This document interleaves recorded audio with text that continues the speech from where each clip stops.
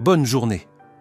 L'histoire du film se déroule en Chine en 1868, où cette période fut l'une des plus difficiles pour le peuple chinois à cause de la propagation de la corruption dans le pays, et la prostitution et l'asservissement des êtres humains se sont répandus et la loi a disparu, et quiconque osait dénoncer les gangs était tué et son corps était jeté à la mer. Nous passons au port qui était dominé par 2 gangs et pas un troisième, à savoir le gang du Tigre Noir et le gang de la mer du Nord, qui avait mis les habitants de la ville à leur service comme des esclaves. Le gang du Tigre Noir ne se contenta pas de contrôler le port, mais ouvrit aussi des repères de prostitution et des salles de jeu, et le commerce de drogue aussi. Et chaque activité parmi ces activités avait un responsable parmi les 3 tigres, tandis que la direction du gang revenait à Maître Li, qui voulait recruter un 4e tigre pour prendre en charge les affaires du gang, où il convoqua un groupe de guerriers puissants qui avaient desservi le Tigre Noir pendant plus de 5 ans, et parmi eux se trouvait un combattant nommé Fai. Les guerriers rencontrèrent Maître Li, qui interrogeait un traître puis le tua devant eux, parce qu'il avait refusé de parler, et peu après, Li leva une barre métallique en menaçant tout le monde, alors tous reculèrent, terrorisés, sauf Fai. Et Li s'étonna, parce que Fai ne s'était pas retiré en arrière, comme ses camarades. Fai lui répondit qu'il n'avait pas peur parce que rien ne lui faisait peur.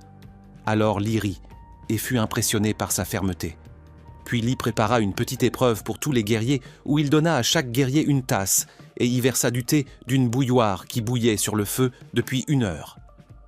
Li versa le thé au premier guerrier jusqu'à ce que la tasse soit pleine. Alors le guerrier ne supporta pas la chaleur de l'eau et abandonna, puis Li versa le thé au 2e guerrier et il ne la supporta pas et jeta la tasse par terre. Et quand vint le tour de Fai, il resta patient et sa main rougit, mais son visage n'exprima aucune émotion et il demeura immobile sans vaciller. Puis il but le thé et reposa la tasse vide. Et après cela, Li les rassembla et leur expliqua la raison de sa convocation ici et leur demanda de tuer le chef du gang de la mer du Nord. Li leur dit que celui qui lui apporterait la tête du chef du gang de la mer serait considéré comme son 4e fils et prendrait en charge les affaires du gang. Et il savait que ce qu'il faisait enflammerait l'inimitié entre les 2 gangs, malgré le traité de paix en vigueur entre eux. Mais il était prêt à ce qui arriverait plus tard et le lendemain. Fai se rendit seul au quartier général du gang de la mer du Nord. Et après avoir éliminé les hommes du chef, il l'affronta face à face et le combat commença entre eux. Fai apparut comme un combattant habile et évita les attaques du chef et porta à son visage et à sa tête des coups de poing puissants et prit le contrôle du déroulement du combat, puis il lança vers lui une épée qui frappa un pilier avant qu'il ne fondre sur le chef de toutes ses forces et le pousse sur la lame de l'épée qui lui trancha la tête. Et ainsi Fai exécuta ce que Maître Li lui avait demandé. Puis Fai enveloppa la tête du chef dans un morceau de tissu et se prépara à partir. Mais de nombreux hommes, environ 100 combattants, l'encerclaient, mais Fai ne ressentit pas la peur. Fai saisit l'un des hommes et brisa la fenêtre avec lui et sauta dans la rue. Mais les hommes se rassemblèrent de nouveau autour de lui. Alors Fai attacha le tissu qui contenait la tête du chef du gang à son pantalon, puis se jeta courageusement vers eux, et les combattit à main nue, et il en élimina un certain nombre. Cependant, ils se multiplièrent donc contre lui, jusqu'à le faire tomber au sol.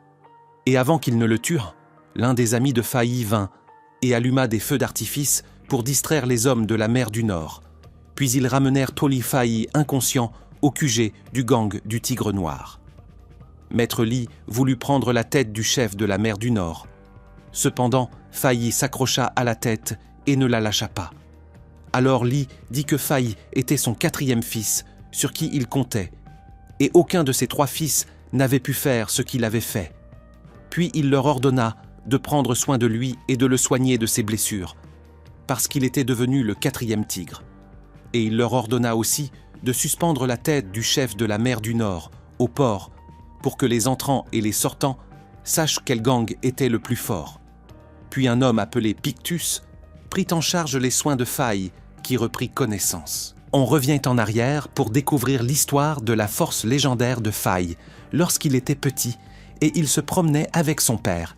Et Fai vit alors des enfants misérables sans abri et il vit un garçon évanoui. Alors le père de Fai le prit à la maison et le soigna par des aiguilles. Et Fai avait une amie qu'il aimait beaucoup, nommée Xiao.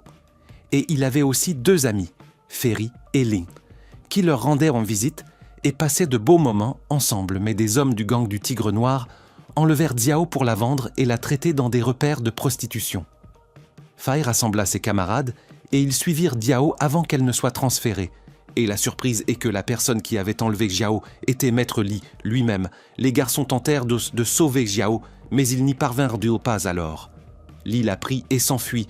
Ensuite, le père de Fai attaqua Maître Li et le frappa, et posa le couteau sur sa tête et lui demanda où était Xiao. Li lui dit qu'il avait vendu Xiao et qu'il ne l'atteindrait pas, alors le père de Fai le laissa en vie et pour se venger de lui, Li brûla la maison du père de Fai qui abritait les orphelins. Cependant, le père sauva les enfants et les fit sortir. Puis il retourna dans le feu parce qu'il y avait encore des enfants à l'intérieur. Mais le feu saisit son corps et il mourut brûlé. Et les garçons furent peinés pour l'homme qui les avait pris en charge, et il apprit la médecine pour eux et pour les soigner. Et depuis ce moment, un feu de vengeance s'embrasa dans l'âme de Fai, et il décida de se venger de Li et de récupérer sa bien-aimée Xiao. Fai s'accorda avec son frère Ferry sur la nécessité de la vengeance. Puis ils allèrent chez un moine qui était l'ami du père de Ferry. Et il commença à leur enseigner les arts martiaux depuis l'enfance. Et le moine leur disait que la vraie vengeance est de sauver les âmes des gens. Et il continua à les entraîner jusqu'à ce qu'ils grandissent et deviennent des combattants puissants. Puis ils mirent un plan pour libérer Xiao et se venger de Maître Li, qui était devenu le chef du gang du Tigre Noir. Et la restitution des droits des opprimés fut le début de ce plan, et la première étape fut que Fai rejoigne le gang du Tigre Noir. Et cela eut lieu au début des événements du film. Quant au reste du plan, nous le verrons avec le déroulement des événements. Nous revenons au présent, où nous voyons le fils du chef de la mer du Nord, nommé Long, regarder la tête de son père suspendue au marché, et il se met en colère et se blesse et promet de se venger et de détruire le gang du Tigre Noir. Et pendant ce temps, Fai devint le 4e tigre, et il devait accomplir un rite de chefferie qui est de dessiner le tatouage du tigre sur son dos, et le tatoueur était très bavard, où il informa Fai d'informations sur le gang du Tigre Noir, et lui dit que leur coffre ne s'ouvrait qu'avec 2 clés, l'une en or et l'autre en argent. Chaque clé se trouvait chez l'un des 3 tigres, et précisément chez les 2, qui rapportaient le plus d'argent au gang. Et le premier était surnommé le Corbeau Noir, responsable des jeux d'argent et des paris. Et le second était surnommé le Serpent, responsable de la prostitution et de l'asservissement des êtres humains. Et après l'achèvement du tatouage, Fai prêta allégeance et obéissance à Maître Li, et devint officiellement le 4e tigre. Et la première mission que Maître Li lui confia fut que Fai rassemble les hommes et les mène pour affronter les hommes du gang de la mer du Nord. Fai élimina les hommes du gang et n'en laissa aucun afin d'imposer la domination du Tigre Noir. Et la mission fut accomplie avec un grand succès, et le port devint sous le contrôle du Tigre Noir seul. Cependant, Long s'échappa au milieu du chaos, et après la victoire de Fai sur le gang de la mer du Nord, tous commencèrent à le craindre et à le respecter, et la nuit, Fai sortit pêcher, puis il donna le poisson qu'il avait attrapé à un homme pauvre, mais l'homme était Ferry, le frère de Fai. Ferry apporta le poisson aux orphelins dont il s'occupait et salua sa femme Lin, avec laquelle il avait grandi. Puis il rassembla ses hommes et leur dit qu'ils étaient le gang des orphelins qui allait anéantir le gang du Tigre Noir. Et ils fêtèrent d'arant tous, parce que Fai avait réussi à s'infiltrer dans le gang. Et cette nuit-là, Fai vit en rêve son père qui était mort et son ami Xiao qui avait été enlevé, et il avait passé toute la nuit dans un repère de prostitution avec une fille. Le lendemain, Fai retourna au QG du gang du Tigre Noir qui organisèrent une petite fête, et il apparut clairement que le 3e tigre nommé Démon du Nord ne supportait pas Fai, qui le remarqua et se moqua de lui. Alors les membres du gang rirent, mais le Démon du Nord l'attaqua avec son bâton. Et Fai resta calme et se moqua de lui une seconde fois. Alors le Corbeau Noir rit, puis le Démon du Nord se mit dans une grande colère et faillit en venir aux mains avec Fai. Cependant, l'entrée de Maître Li mit fin à la bagarre entre eux. Le lendemain, Fai s'assit avec Maître Li lors d'une rencontre avec des trafiquants étrangers, et les trafiquants lui demandèrent de cette fois d'enlever 300 ouvriers pour les envoyer à l'étranger et tester sur eux les nouveaux interdits.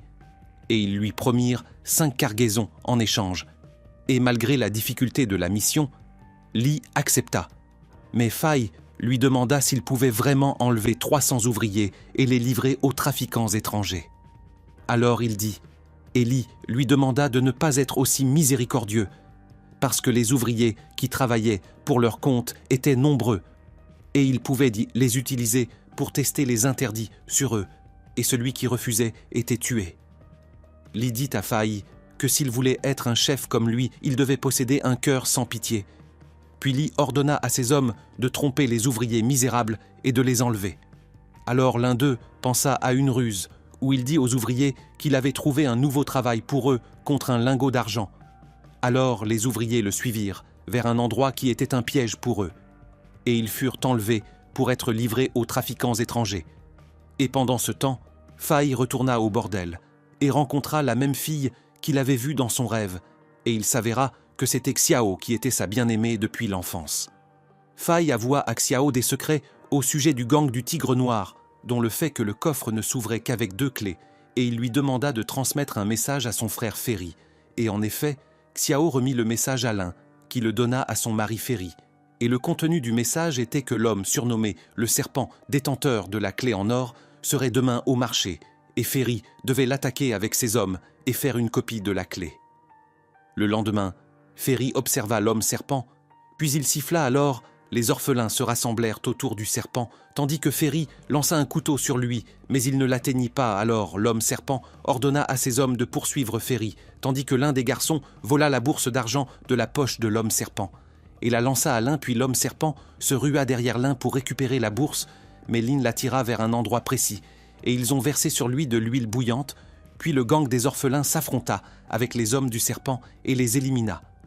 Ferry dit au serpent, en s'adressant à lui, « Prétends-tu être un serpent alors que tu n'es qu'un ver ?» Puis il l'attaqua, et les orphelins intervinrent pour achever l'exécution sur lui, où ils enroulèrent autour de lui des bâtons et le maîtrisèrent. Puis Ferry leur demanda de le lui laisser parce qu'il allait en finir avec lui. Maintenant, puis il lui porta le coup fatal qui le tua, et il lui vola la clé en or. Et ils en firent une copie, puis ils remirent la clé originale au cadavre de l'homme serpent. Et après cela, le gang des orphelins jeta le cadavre du serpent et de ses hommes au port. Et Maître Lee découvrit ce qui s'était passé, et son assistant dit en rassurant que la clé en or n'avait pas été volée. Maître Lee prit la clé en or et la remit au démon du Nord, et il lui dit que lui et le Corbeau Noir seraient responsables des clés du coffre, car il avait été établi que l'homme serpent n'était pas digne de porter la clé. Et le démon du Nord remercia le maître pour la confiance qu'il lui accordait, et s'en alla. Et la nuit, comme à son habitude, Fai sortit pêcher, puis il remit le poisson à son frère Ferry, et prit de lui en secret la copie fabriquée de la clé en or pour achever le reste du plan. Puis il alla à la salle de jeu du Corbeau Noir, et décida de jouer et de parier en perdant volontairement. Il emprunta une fois, puis une deuxième, puis une troisième, et il continua de perdre au pari jusqu'à devenir endetté d'un montant de 1000 pièces d'argent. Et lorsqu'il s'avança vers le Corbeau Noir, il lui dit « Je veux emprunter 3000 pièces d'argent supplémentaires. » Cependant, le corbeau lui demanda d'abord de payer les 1000 pièces d'argent, et il lui confirma qu'il pouvait le tuer s'il ne réglait pas la dette qu'il avait. Et alors Fai sortit la clé en or, dont Ferry avait fabriqué une copie, et le corbeau fut stupéfait et lui demanda d'où il avait obtenu la clé. Fai lui dit qu'il avait arrêté un voleur qui fabriquait une copie des clés, et il s'avéra pour Fai qu'il travaillait au profit du démon du Nord. Et il semble que le corbeau soit tombé dans le piège de Fai, car il disait qu'il sentait que le démon du Nord avait l'intention de voler le coffre malgré la confiance que Maître Lee avait en lui. Fai proposa au corbeau de prendre aussi la clé en or pour que les 2 clés soient entre ses mains et qu'il entre dans le coffre et en sorte comme il veut, puis il poursuit le plan de le faire tomber dans le piège de la vengeance, où il l'incite à poignarder le démon du Nord par derrière, avant que celui-ci ne le poignarde comme il l'avait fait avec le serpent, ou bien il rendra la clé à Maître Lee. Le corbeau tombe enfin dans le piège et prend la clé en or de Fai, et il lui demanda d'aller avec lui pour essayer la clé en or en ouvrant le coffre. Alors Fai rit, car c'était exactement ce qu'il voulait, à savoir connaître l'emplacement du coffre. Le corbeau emmena Fai jusqu'au coffre qui était gardé par 3 gardes, et lorsqu'ils arrivèrent au coffre, ils le trouvèrent rempli d'argent, volé. À cause des actes iniques du gang, et du pillage des droits des opprimés. Faye mémorisa le lieu et ses détails, puis il retourna pêcher et cacha dans le poisson un message pour Ferry, qui ouvrit le message avec l'un, et y découvrit l'emplacement du coffre et tous ses détails, et Faye leur demanda d'y aller pour le voler. La nuit suivante, Maître Lee emmena Faye à l'armurerie, et il fit exprès que Faye soit seul avec lui, sans garde, afin d'attirer le fils du chef de la mer du Nord nommé Long, pour qu'il tente de les tuer tous les deux, car Long cherchait Faye pour se venger de lui après la mort de son père, et il semble que le plan de Maître Lee ait réussi. Où Long apparut avec ses hommes, le combat commença entre Faye et Long, tandis que Lee s'affrontait avec les hommes de Long, et malgré son âge avancé, il resta un combattant habile quant à Long. Il ne cessa d'attaquer Faye à l'épée et de déchirer ses vêtements. Faye prit à son tour une épée et le combat s'équilibra entre lui et Long, et peut-être que Long prit un léger avantage poussé par la vengeance. Le verre se brisa et le combat se poursuivit dans la rue, et à ce moment-là, les hommes du gang du Tigre Noir arrivèrent et s'affrontèrent avec les hommes de Long, qui contrôlaient son duel avec Faye et faillit le tuer. Cependant, Maître Lee arriva et prit le coup dans le dos à la place de Faye, qui revint à l'attaque et coupa la main de Long qui se rendit complètement. Faye leva son épée vers la poitrine de Long. Cependant, il ne voulut pas le tuer et il lui dit qu'il n'avait aucune raison de le tuer. Cependant, Maître Lee repoussa la main de Faye et l'obligea à le tuer, et c'est exactement ce qu'il voulait. Et de l'autre côté, Ferry commença l'exécution du plan où il sortit avec le gang des orphelins, et ils mirent le feu aux salles de jeu et aux repères de prostitution, et ils libérèrent les filles, et ils incendièrent l'endroit tandis que Maître Lee voyait de loin les flammes et ressentait une grande colère, puis il ordonna à Faye d'agir rapidement. Faye n'obéit pas aux ordres de Maître Lee, mais il décida d'achever le plan où il alla vers l'un, qui avait attiré le Corbeau Noir dans un endroit éloigné, puis de nombreux hommes du gang des orphelins apparurent, et le Corbeau comprit tout, et réalisa que Faye l'avait dupé. Puis l'un lui rappela son père et sa mère que le Corbeau avait tué parce qu'ils avaient refusé de travailler chez lui, et elle lui confirma qu'aujourd'hui, elle prendrait son droit et le droit de tous les orphelins. Puis Faye ferma la porte et ils tuèrent le Corbeau Noir et prirent de lui la clé d'argent. Au même moment, le gang du Tigre Noir poursuivait Ferry et ils l'encerclèrent. Et il n'y avait plus pour Ferry aucun moyen de fuir. Néanmoins, Ferry fit preuve d'un grand courage où il les combattit et tua un grand nombre d'entre eux. Cependant, leur nombre le vainquit et ils l'arrêtèrent et l'amenèrent à Maître Lee, tandis que Faye revenait au QG du gang du Tigre Noir. Et il fut choqué lorsqu'il vit Ferry pendu, et Maître Lee l'interrogeait pour connaître son partenaire. Alors Ferry lui demanda de ne pas perdre son temps avec lui, parce que ses camarades volèrent maintenant le coffre de Maître Lee. Ferry avait raison car l'un et le gang des orphelins avaient repris d'assaut le coffre après qu'ils eurent entre leurs mains les deux clés, la dorée et l'argentée, et ils distribuèrent tout l'argent aux habitants de la ville. Cependant, Maître Lee ne crut pas les paroles de Ferry, et décida d'aller lui-même avec ses hommes au coffre, après avoir ordonné à ses hommes de forcer Ferry à avouer l'identité de la personne avec qui il travaillait. Et il ne savait pas que c'était Faye qui voulait libérer Ferry et s'enfuir avec lui. Cependant, Ferry l'en empêcha parce qu'il voulait achever le plan à tout prix et sauver 300 ouvriers, même si cela exigeait de se sacrifier. Maître Lee entra au comble de la colère, après qu'il se fut avéré pour lui que le coffre avait été pillé, et il commença à soupçonner l'existence d'un traître au sein du gang, car l'emplacement du coffre était extrêmement secret, et seuls les 3 tigres le connaissaient, et tandis qu'il réfléchissait, Lee fut surpris par l'arrivée de ces hommes qui lui présentaient dans le cadavre du Corbeau Noir, tandis que le démon du Nord arriva, et les soupçons de Maître Lee augmentèrent lorsqu'il vit la marque du bâton du démon du Nord sur le corps du corbeau. La vérité est que Faye avait reçu un coup du bâton du démon du Nord lors de la fête, et il décida de graver la même marque du coup sur le cadavre du corbeau, pour que Maître Lee soupçonne que le tueur du corbeau était le démon du Nord qui se sentit tendu et nia l'avoir tué, bien qu'il y eût un différend entre eux. Cependant, Maître Lee ne fut pas convaincu de ces paroles. Le démon du Nord se dirigea vers Ferry et leva sur lui l'épée et lui ordonna d'avouer l'identité du traître dans le gang. Ferry fit un geste intelligent où il murmura à l'oreille du démon du Nord un murmure inaudible, puis il se sacrifia et se suicida avec l'épée du démon du Nord. Alors Faye resta pétrifié après la mort de son frère, tandis que les soupçons de Maître Lee augmentèrent. lorsqu'il vit Ferry murmurer à l'oreille du démon du Nord, et il lui demanda ce que Ferry lui avait dit avant sa mort. Alors le démon devint fou et dit qu'il n'avait rien dit, puis Lee prit ses hommes et s'en alla, et il laissa le démon du Nord sans punition. Cependant, il continuait à le soupçonner. Le lendemain, Faye s'assit avec Xiao dans un repaire de prostitution, en pleurant la séparation d'avec son frère Ferry. Alors Xiao tenta de le calmer, et elle lui demanda de poursuivre le plan, car il fallait se débarrasser du démon du Nord et de Maître Lee. Cependant, le problème est que le plan s'était interrompu puisqu'il était supposé que l'un d'eux élimine l'autre, et Faye ne savait pas comment les combattre tous les deux ensemble. Xiao voulut rassurer, en lui disant qu'elle avait un autre plan, mais elle ne le lui révéla pas. Plus tard, Maître Lee demanda à Faye d'être avec lui lors de sa rencontre avec les trafiquants étrangers pour leur livrer les 300 ouvriers la semaine prochaine. Alors Faye alla avec Lee et il se tint à l'endroit des 300 ouvriers qui étaient enfermés dans des cages comme des animaux. Puis le démon du Nord alla se divertir par un massage et 2 filles vinrent en lui disant qu'elles avaient eu des informations importantes sur le coffre volé, et ces 2 filles étaient Xiao et Lin qui étaient déguisés. Lan et Xiao furent introduites auprès du démon du Nord, qui reconnut Xiao et lui demanda si elle était la même fille que Faye venait voir, et il se demanda comment Faye avait pu le tromper et comment il avait tué le serpent et le corbeau noir. Xiao voulait gagner la confiance du démon pour le tuer, mais elle ne put pas le tromper facilement. Alors il l'arrêta et la tua par strangulation, puis il se tourna vers la 2e fille et lui demanda son identité. Alors Lin se hâta et le tua d'un coup de couteau, puis elle s'enfuit du lieu.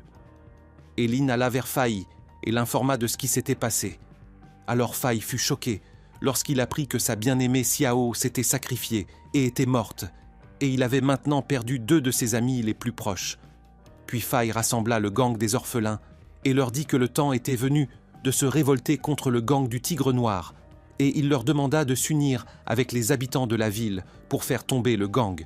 Puis ils envoyèrent des messages à tous les ouvriers et aux habitants de la ville, les invitant à les rejoindre car le moment de l'insurrection et du combat contre le Tigre Noir était venu, et ils les informèrent de l'existence de 300 ouvriers enlevés qui seraient vendus aux étrangers. Faye prit ses hommes et se dirigea vers l'endroit où les 300 ouvriers étaient détenus, et ils les libérèrent. Puis les 300 ouvriers décidèrent de combattre avec Faye, tandis que Maître Lee découvrait ce qui s'était passé et il s'assura que Faye était le traître. Alors il publia une annonce où il disait que celui qui apporterait la tête de Faye ferait de lui son fils unique quant à Faye. Il emmena ses hommes dans un endroit éloigné et il commença à les entraîner au kung-fu. Et pendant ce temps, les hommes de Lee tuaient les misérables pour découvrir l'emplacement de Faye. Et des jours passèrent, et ils ne le trouvèrent pas jusqu'à ce qu'il apparaisse soudainement avec ses hommes se dirigeant vers le palais de Maître Lee. Le nombre des hommes de Faye suffisait à anéantir les hommes de Lee. Cependant, Faye ne voulut pas verser davantage de sang. Alors il défia Maître Lee en duel singulier. Et Maître Lee accepta le défi immédiatement, puis ils entrèrent tous les 2 seuls dans l'entrepôt. Et avant que le combat ne commence, Faye mit le feu à l'endroit pour que Lee ne sorte pas vivant, s'il perdait parce qu'il voulait le tuer de la même manière qu'il avait tué son père. Puis le duel commença entre eux, au milieu des flammes, où Lee se lança de toutes ses forces et porta des coups à Faye, qui resta solide, puis Faye combattit de toutes ses forces et leurs forces s'équilibrèrent. Le feu s'intensifia, et Faye et Lee montèrent à l'étage et Faye commença à contrôler davantage la situation, poussé par la détermination d'en finir avec Lee. Puis il le frappa alors qu'il était en l'air. Cependant, Lee para sa frappe, et Faye faillit tomber, puis il revint au combat par son habileté, jusqu'à ce que le facteur de l'âge tranche l'affrontement, et Lee ne fut plus capable de continuer, surtout avec la grande chaleur. Alors Faye lui porta des coups au visage et au corps, puis il le donna d'un coup de pied et Lee faillit tomber dans le feu. Cependant Faye le retint et il ne consentit pas à le laisser mourir. Mais l'orgueil de Lee refusa d'être sauvé par Faye, et il choisit la mort plutôt que de vivre redevable de sa vie, et il se jeta dans le feu et mourut brûlé. Et à l'extérieur, le gang du Tigre Noir s'enfuit après qu'ils eurent appris la mort de leur maître Lee. Et depuis ce jour, la ville se débarrassa de la corruption et de l'injustice, et la paix régna, et ensuite Faye ouvrit une école pour enseigner le kung-fu après qu'il fut devenu le chef de toute la ville.